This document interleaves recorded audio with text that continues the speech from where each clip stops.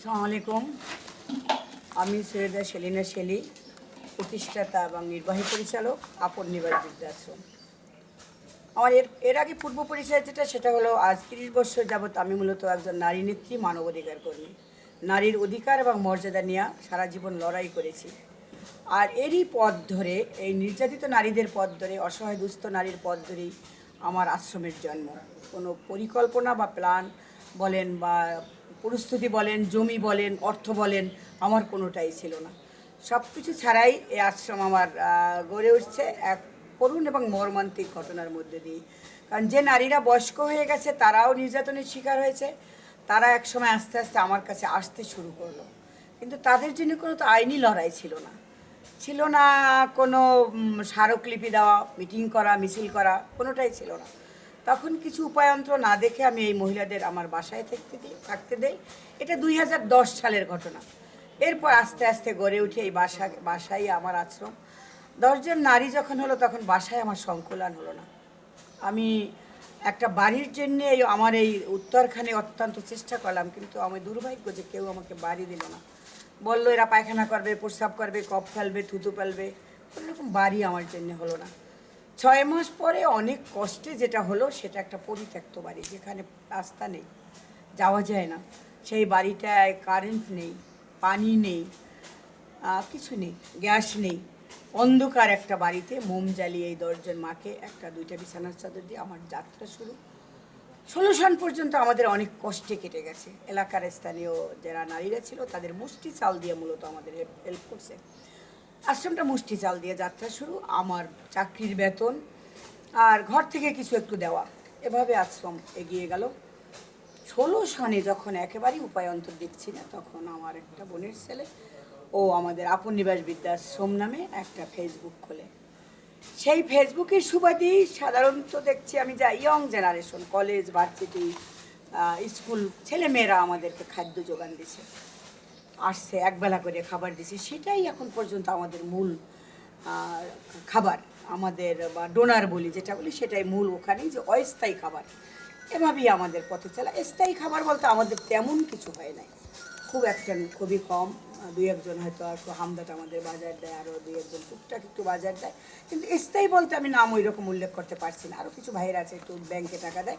তবে ব্যাংকের টাকাটা আপনাদের জানাতে চাই যে আমি অনেক কষ্টে এই টাকাটা জমিয়ে রেখেছি। কারণ আমার এই মায়েদের মাথার উপর ছাদ নেই। আমার আগামী স্বপ্ন, আজকের 10 বছর যাবৎ লালন করছি, যে ওদের একটু জমি হোক, একটু ছাদ হোক। যদি আজীবন এই জায়গাটায়, ওই বাড়িটা থেকে আমাকে বের করে দেয়, আমি ওদের নিয়ে আবার জানি যে আমাকে কেউ জায়গা দিবে না, কারো বাড়ি পাবো না। আর যদি বা পাই, সেই 70-80-1 লাখ টাকা ভাড়া আমার পক্ষে দেওয়াও সম্ভব হবে না। তাই এই ছাদেরটা করার জন্যে এরকম রমজান আসলে, আজ যেমন রমজান, এরকম রমজানের সময় আমরা মানুষের কাছে জাকাত চাই।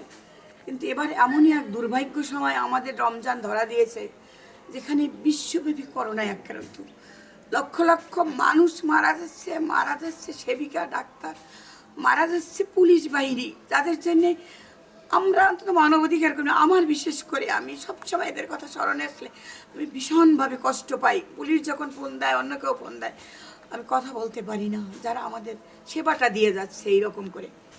তারপরেও এর মধ্যে আমার বলা, আমি প্রতি বছর রমজানে খাবার পাই, অস্থায়ীভাবে ছেলেরা আমাদের জন্য ইফতারি নিয়ে আসে। এবার নিয়ে আসছে না, আর আমরাও ঢুকতে পারছি না। কেউ জীবনের মায়া নিয়ে আসুক, এ কামনাটাও করছি না। হয়তো ডাল ভাত খেয়ে একবেলা খেয়ে বেঁচে থাকবো মায়েদের নিয়ে, কিন্তু কেউ নামুক সেটাও আমি চাই না। কারণ এমন একটা মর্মান্তিক, এই যারা নিউজ করতে যাচ্ছে, দেখেন কতগুলো সাংবাদিক, তারাও তো সেবা দিয়ে যাচ্ছে, কতগুলো সাংবাদিক ইতিপূর্বে হয়ে গেছে, আক্রান্ত হয়ে গেছে। প্রত্যেকের জন্যই কষ্ট হয়। কেন কষ্ট হয় জানি না, যে বাংলাদেশের মানুষ তো এমনিও মরে, বিশ্ব মানুষ এমনিও মরে, কিন্তু এবারের মৃত্যুটা আমাদের জন্যে, আমার জন্য, সবার সাথে খুবই খুবই খুবই কষ্টের। করোনায় মারা গেছে, জানাজা হচ্ছে না, দাপন হচ্ছে না, বিভিন্নভাবে জানে কেন মৃত্যুটা কষ্ট। মরবো তো মুসলিম, অবশ্যই মরবো, কিন্তু সেই মরার থেকে এই মরা অনেক অনেক অনেক কষ্টের। যেরকম কষ্টের আমাদের এই মায়েরা, এদের কিন্তু ঠিকানা নেই, এদের পরিচয় নেই, এদের মানসিকভাবে এরাও কিনা রাস্তায় পড়ে থাকা মা। আমার এখান থেকে 35 জন মায়ের ঠিকানা পেয়ে আমরা ফিরিয়ে দিয়েছি। প্রায় 70 জন মাকে আমরা গণকবরস্থানে দাপন করছি। এখন 75 জন মা আমাদের সাথে আছে। আমরা 15 জনের সেবা দিয়ে যাচ্ছি, 90 জন মানুষের খাদ্যের যোগান। একটা বেলায় আমার 15 কেজি চাল লাগে কমপক্ষে, আলু ভর্তা দিলেও 10 কেজি। তারপরও বিধাতার কাছে ভরসা যে বিধাতা হয়তো কোনো না কোনোভাবে আমাদের এটা টেনে নিবে, আমাদের দেখবে। আপনাদের কাছে অনুরোধ, রমজানে যদি মনে হয় একটু জাকাত দিতে পারবেন, যদি মনে হয় রমজানের পরও আমাদের মায়ের মাথা গোঁজার জন্যে একটু টাকা দিবেন, কোটি কোটি টাকা, লক্ষ লক্ষ টাকা না, আপনি আমাকে 100 টাকা দেন, 200 টাকা দেন। তারপরও যদি মনে করি বাংলাদেশে 16 কোটি নাগরিক, আমরা একটা টাকা দিলে, 1 কোটি মানুষ দিলেও তো আমার 1 কোটি টাকা, এদিকেও তো মায়েদের অনেক কিছু হয়ে যায়। আমরা এতটুকু করে আমি ভাবতে শিখেছি যে আমি এটা মুষ্টির চাল দিয়ে করেছি। এখনও ভাবি যে 1 মুঠ চাল দিয়ে যেমন আমি 30-35 জন মানুষকে বাঁচিয়ে উঠতে পারছি। আমার একটা রাতের কথা খুব বেশি মনে পড়ে। সেটা দিয়ে রাতটা ছিল ইজতেমার রাত, ওদের জন্য খাবার নাই। আমার মহিলাকে বললাম চলো আমরা মাইকিং করব। আমরা সেই মিরপুরে যাওয়ার রোডে ইজতেমার অপোজিটে, তুরাগ নদীর অপোজিটে আমি মাইক ফিট করলাম। আমার 2টা মাই মরে গেছে, একটা ছিল মাসুদা উজমপুরের, যার যে আছে আমাদের ছাত্তার বাড়ি পরিচিত, আর একটা ছিল নিশিরানি, আর 2জন আছে। আর একটা ছিল রিনামা, সে হলো এই চানপাড়ার, আর এরা আছে শুধু মিনারা বেঁচে আছে। ওরা সারা রাত গজল গাইলো মেয়েরা, আর আমরা একটা গামছা পেতে বসে থাকলাম, আমি একটা এরকম টুল নিয়ে। পরের দিন সেই টাকায় নেই, ওদের খাবার দিয়েছিলাম। এরকম ছোট ছোট ছোট ছোট যন্ত্রণা নিয়ে এই 10 বছর আমার পথ চলা। আপনারা যে যা পারেন 1 টাকা দেন আমাকে, ওই একটা টাকায় 100 কোটি মানুষ দেবে, 100 কোটি টাকা, এর বসে তো আর লাগে না। আমার তো 5 কাঠা জমি নিলাম, চিরস্থায়ী সাহায্য হলো। আর খাদ্য আপনার মন চাইলে, আপনার মৃত্যুবার্ষিকী থাকে, আত্মীয় স্বজনের জন্মদিন থাকে, অথবা কোনো দিবসে আসেন, একটু খাবার দেন, ওদের বাজার করে নিয়ে আসেন, ওরাই পাক করবে। ভালো বিরিয়ানি আপনার দরকার নেই, আমাকে লেক্সাস বিস্কুট দেওয়ার দরকার নেই, আপনার একটু বেকারি বিস্কিট দেন, ওরা একটু একখান খান। আপনারা 2 কেজি মুড়ি নিয়ে আসে ওদের একটু রং চা খাওয়ান। আপনি 1 কেজি লবণের নিয়ে ওদের একদিন ভাত খাওয়াই যান।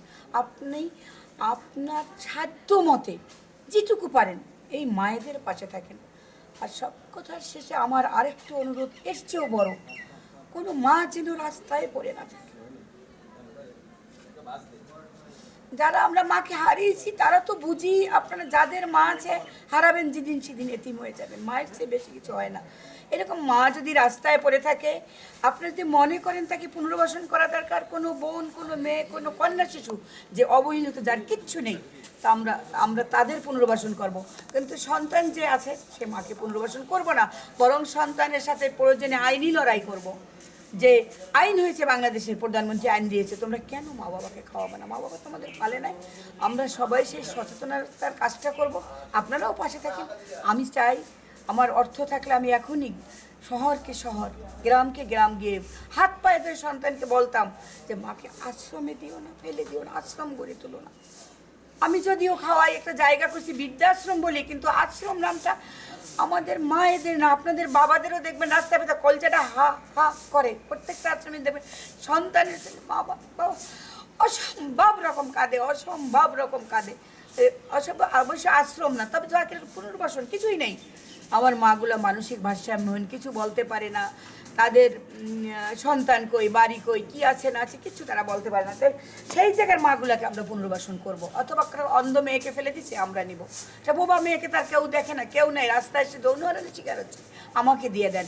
একটা ছোট শিশু জন্ম বিকলঙ্ক, তাকে মা বাবা পালবে না, ফেলে দিবে, ঠিক আছে দিয়ে দেন, আমরা পালবো। আমরাই পালার দায়িত্বটুকু নিলাম, খাবারের দায়িত্বটুকু সারা বিশ্ববাসীর মানবতাবোধ যাদের আছে, প্রত্যেকটাই বিশ্বের মানুষের কাছে, আমি বাংলায় বলছি, হয়তো আমার ভাষার সবাই না, যার মধ্যে মানবতাবোধ আছে, আপনারা দায়িত্ব নিলে এদের পেটে খাবার আসবে, বিধাতা আপনাদের কাছে সেইটুকু ভালো থাকুন, সেইটুকু সহায় থাকবে বিধাতা আপনাদের পাশেও।